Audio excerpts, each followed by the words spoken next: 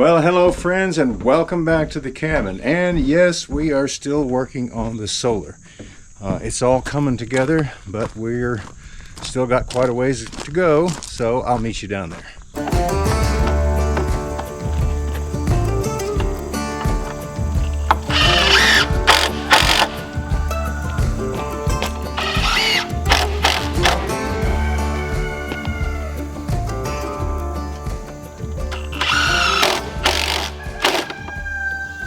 What I'm doing is this 2x4 right here, I'm going to mount my unistrut, which is what the panels actually connect to. It's going to be, but this will help provide a lot more structural strength, as well as give me something that I can screw my unistrut to.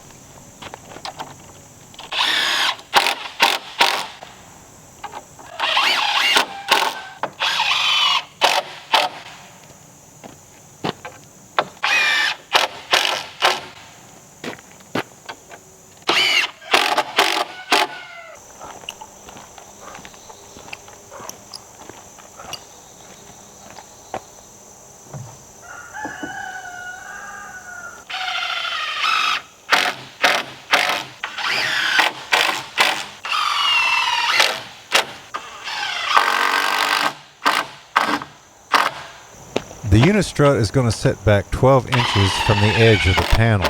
I decided to go ahead and run a row of 2x4s because that will give me plenty of area to be able to mount the unistrut and screw it in very well.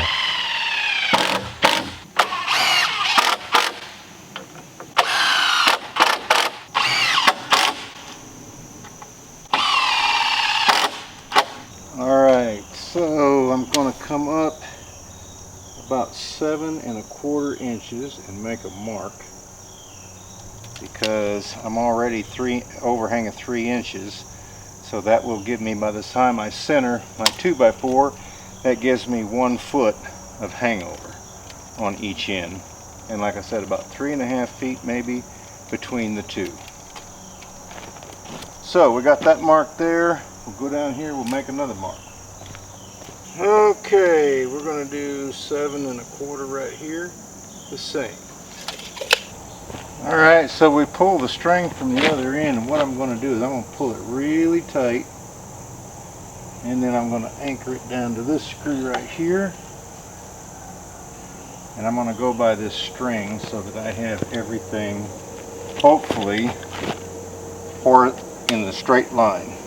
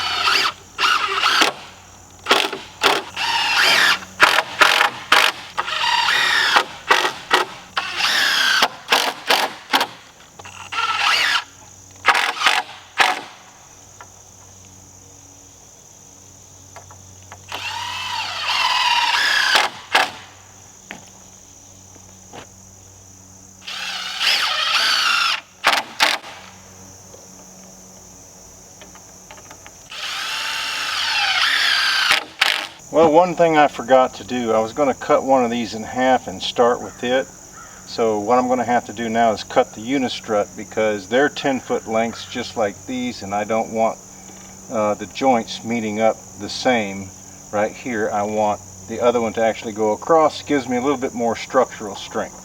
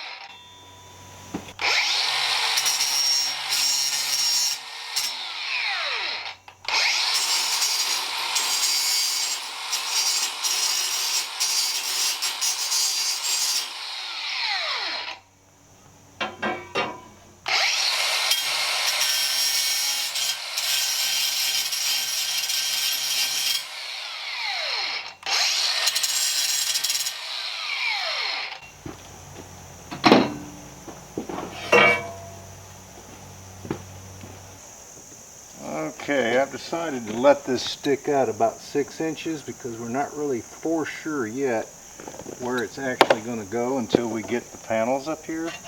So I'm going to move that in just a little bit, right there, and that's where we'll put this one.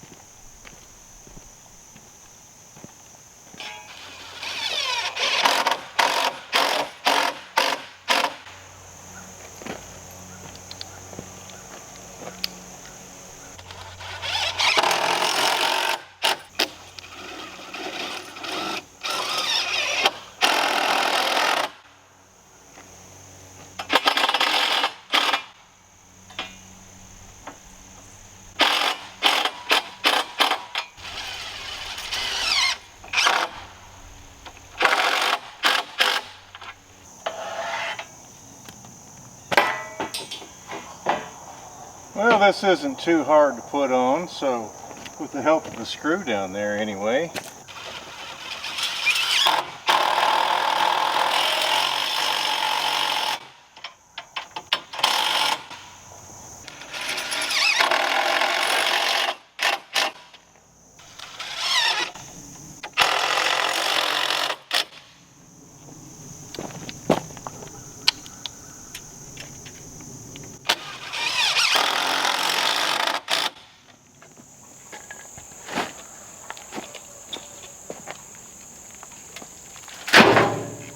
After the dirt had sat there for a week and got rained on, I decided that I'd better go ahead and move it, because if you let it set too long, it will become as hard as it was when we were trying to dig it out of the hole.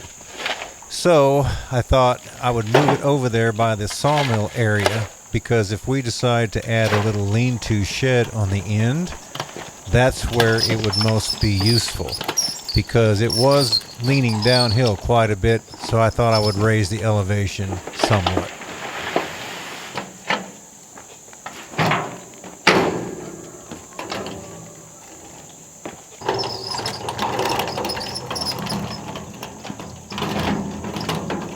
I'm also doing this to try to keep the areas of the projects that I'm working on kind of cleaned up, because the last thing that you want to do is be stepping over this and that, trying to get to where you're going.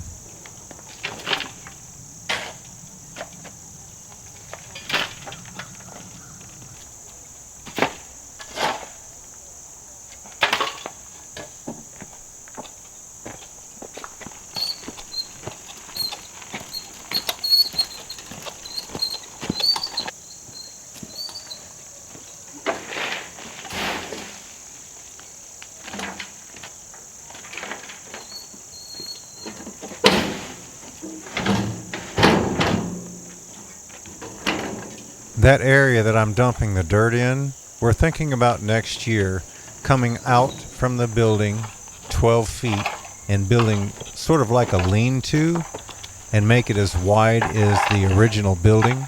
That way it'll kind of give me an area where I can get under the shade and work on logs and different wood projects and whatever I need it for.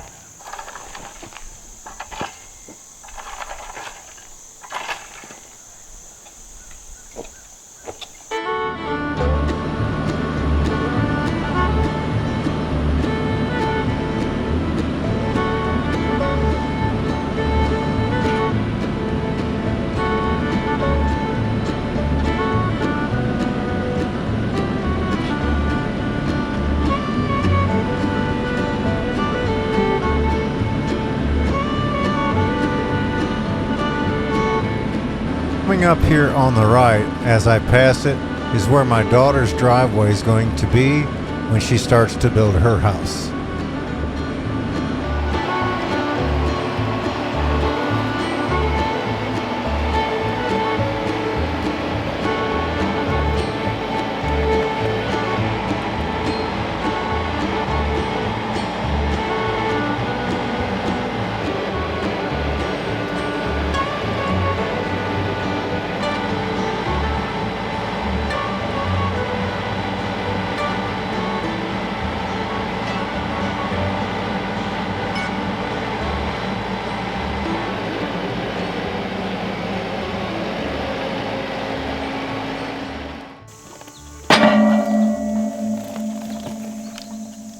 I'm having to move this stack of wood because all of this is in preparation of building the little mini hut that is going to house all of the equipment between the solar array and the cabin. By placing it there, we'll be able to run a short leg down to the workshop and then a short leg over to the cabin and won't have very far to go.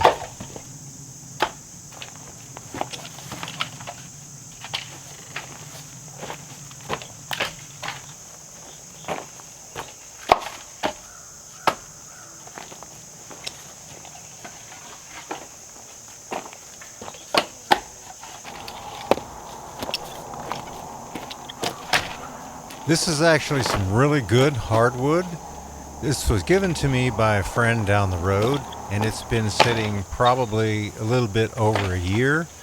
But I decided, since I was going to have to build that little hut there and it had to be moved, and I didn't have anywhere else to store it, I thought I would move it over here underneath the carport. But it'll really make nice wood to use in that little pot-bellied stove whenever I get down there set up in the workshop.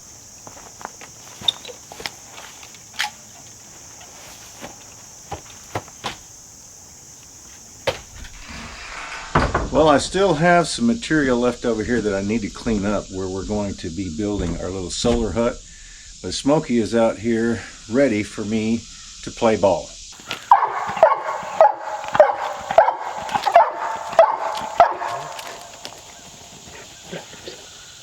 Ready?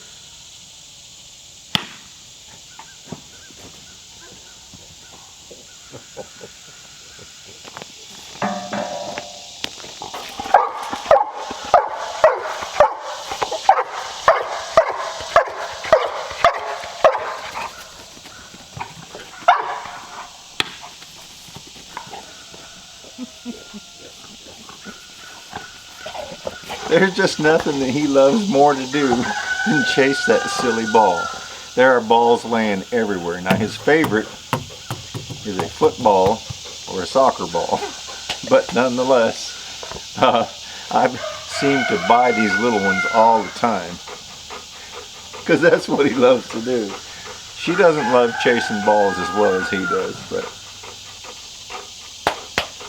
and there's your ball. You see it? Go get it. Bring me your ball. Let me hit it again. You ready? 1. I won't get to 3. Alright, let's hit it again. Come here. Let me have it. Come here.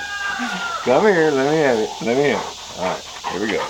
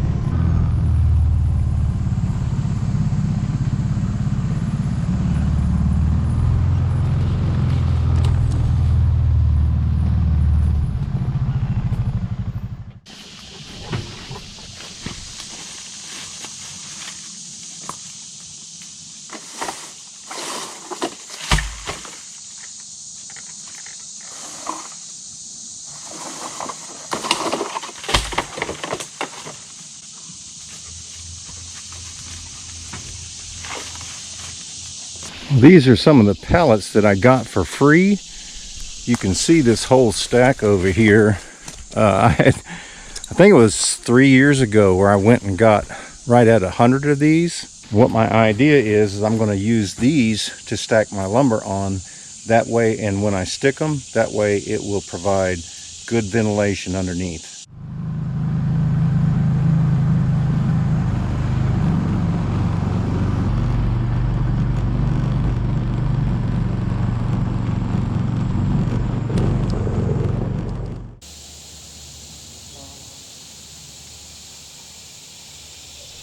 I don't know if you could see those red berries that I showed you in that dogwood tree, but in the springtime, other than the Bradford pear trees, the dogwoods are the first to bloom. And then in the fall, just prior to fall getting here, before the leaves start turning, the dogwoods will produce those red berries, and then they start falling on the ground. I guess that's how they reproduce. But that and birds, you know, eat seeds, or squirrels or whatever, and then go use the bathroom somewhere, and then you've got another seed planted. But yeah, it's not going to be long till fall gets here, because the red berries are out on the dogwood trees.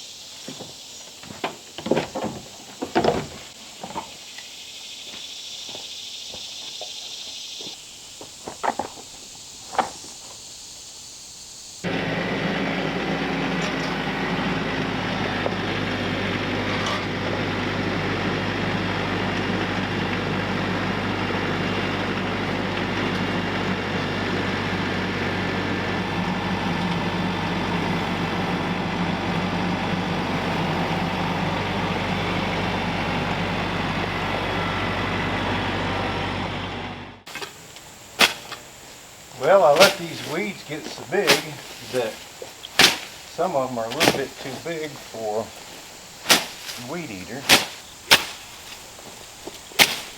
Nothing like a good sling blade.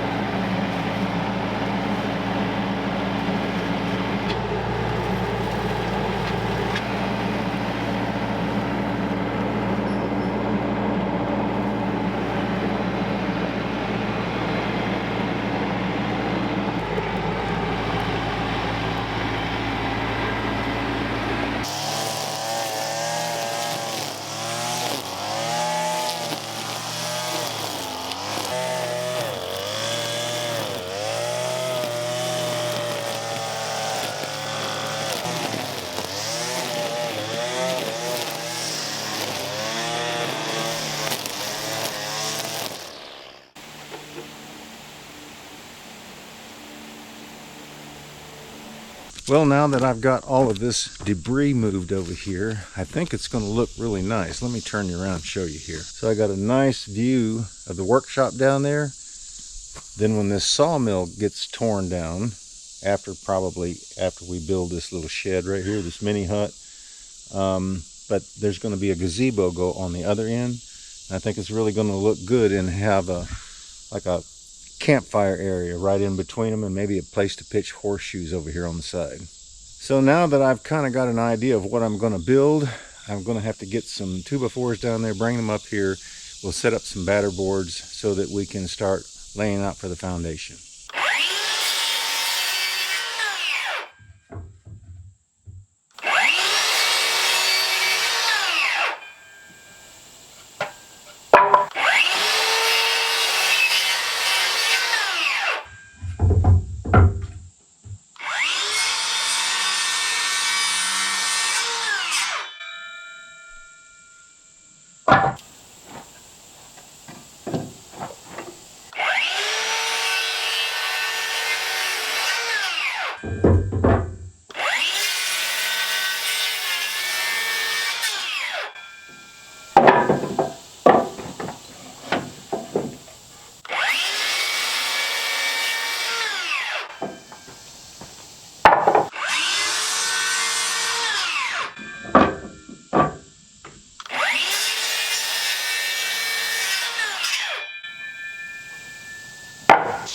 So what I'm doing here is trying to kind of square up this corner to give me a starting point, and then I'm going to mark out where I need to put all of the 2x4 stakes that is going to hold up my batter boards.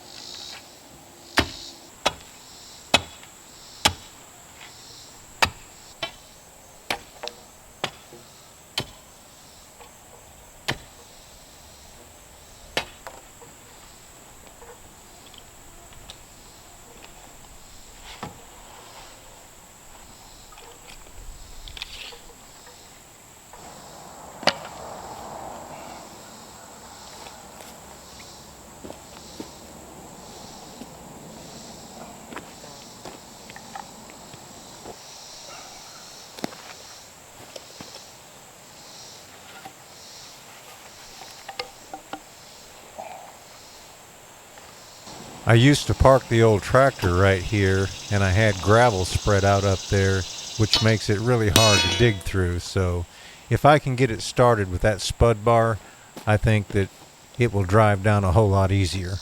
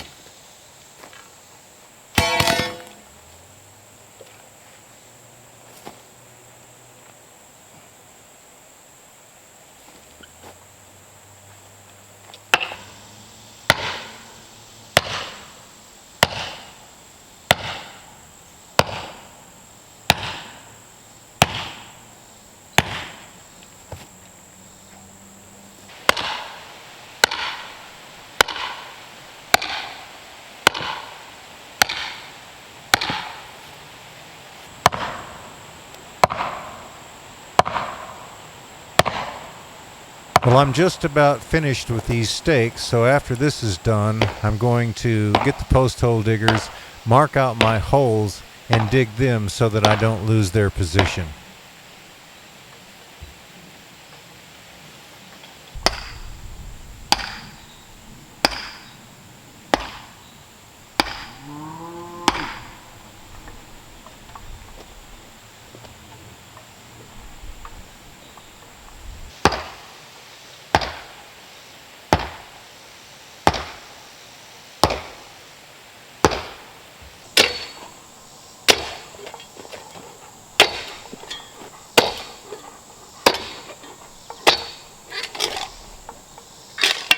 I'm only digging these holes about 6 or 8 inches deep, but I have to widen them out in order to get the concrete tubes down in there. But once we get those in, get the concrete set, then we can start building.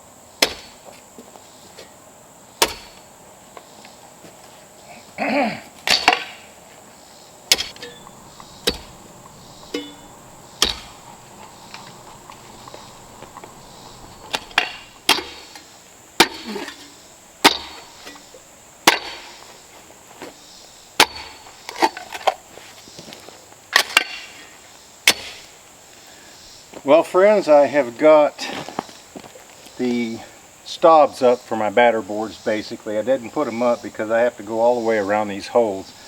I actually have them all marked out, but I have to cut them out about 12 inches wide and go down probably about a foot. But I think that I will save that for the next video. Guys, thanks so much for watching. We really do appreciate it, and we look forward to seeing you back up here at the cabin again next time.